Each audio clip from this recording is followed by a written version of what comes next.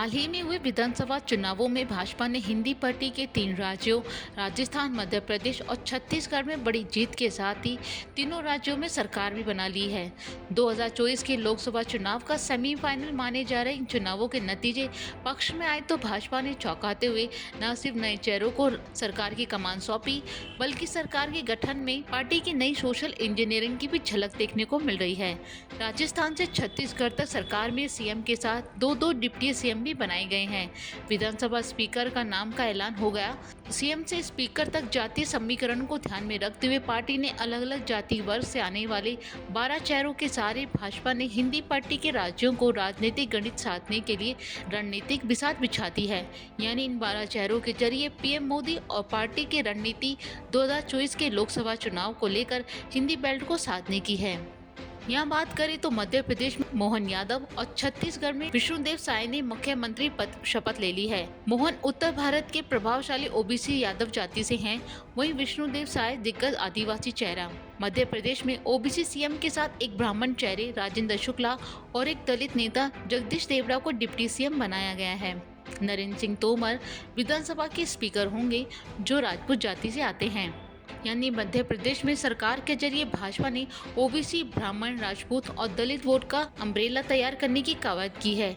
ऐसे ही रणनीति पार्टी ने छत्तीसगढ़ और राजस्थान में भी अपनाई है। छत्तीसगढ़ में आदिवासी सीएम के साथ एक ओबीसी और एक ब्राह्मण को डिप्टी सीएम बनाया गया है, जबकि पूर्व CM doctor Raman Singh speaker होंगे।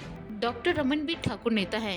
यहाँ राजस्थान की बात करें तो सरकार की कमान भजन लाल को सौंपी गई है। ब्राह्मण नेता भजन लाल सीएम तो एक दलित प्रेमचंद बैरवा और एक राजपूत दिया कुमारी को डिप्टी सीएम बनाया गया है।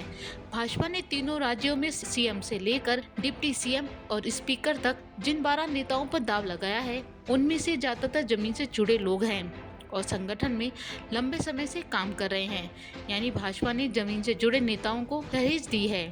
कहने के लिए ये बस 3 राज्यों की सरकार का मसला है, लेकिन इसका संदेश पूरे हिंदी बेल्ट में जाएगा। मध्य प्रदेश में मोहन यादव की ताजपोशी के साथ ही यूपी और बिहार की सियासत अभी से ही गर्म हो गई है। मध्य प्रदेश में यादव सीएम के जरिए कहा जा रहा है कि भाजपा की नजर यूपी, बिहार, हरियाणा के यादवों पर है। यूपी में सपा तो बिहार में आरजेडी का होल्ड यादव वोट पर ज्यादा है। भाजपा के इस कदम को अब गैर यादव ओबीसी पॉलिटिक्स की रणनीति के एग्जिट पोल के रूप में देखा जा रहा है। लोकसभा चुनाव के लिहाज से देखें तो केवल यूपी और बिहार में ही 120 सीटें हैं। मध्य प्रदेश और हरियाणा को भी जोड़ लें तो सीटों की संख्या 159 तक पहुंच जाती है। तीनों राज्यों में सरकार के जरिए भाजपा की जो नई सोशल इंजीनियरिंग है वो सामने आई है।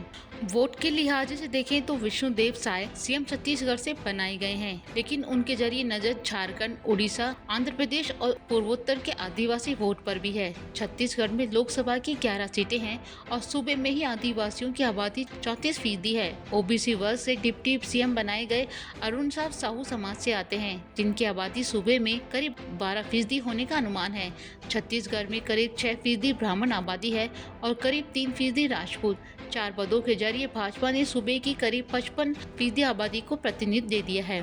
मध्य प्रदेश की बात करें तो ओबीसी की आबादी करीब 51% है, जिनमें करीब 3% यादव हैं। भाजपा ने सरकार की कमान ओबीसी चेहरे मोहन यादव को सौंपी है, वहीं ब्राह्मण चेहरे राजेंद्र उपाध्याय के चेहरे को आगे करके करीब 6% ब्राह्मण जगदीश देवड़ा के सहारे करीब 18% दलित आबादी को भी प्रतिनिधित्व दे दिया है। मोहन यादव को सीएम बनाकर भाजपा ने यूपी की सियासत में मजबूत करने के प्रभाव करने वाले यादव जाति को भी इंक्लूसिव ओबीसी पॉलिटिक्स का मैसेज दिया है। भाजपा ने राजस्थान में यही फॉर्मूला अपनाया है। राजस्थान में करीब 12% आबादी ब्राह्मण समाज से आने वाले भजन लाल शर्मा को सीएम बनाया है। भजन लाल उत्तर भारत के इकलौते ब्राह्मण सीएम भी हैं। ये जातियों के मकड़जाल में उलझी सियासत में ब्राह्मणों के लिए संदेश की तरह देखा जा रहा है। उत्तर प्रदेश, उत्तराखंड, बिहार, हिमाचल प्रदेश और जम्मू कश्मीर जैसे राज्यों में भी ब्राह्मण की अच्छी तादाद है। प्रेमचंद बैरवा को डिप्टी सीएम बनाकर पार्टी ने दलित के बीच जमीन मजबूत करने की कोशिश की है। वहीं दिया कुमारी के जरिए राजपूत और रजवाड़ों की सियासत साधने की कवायद भी नजर आ रही है।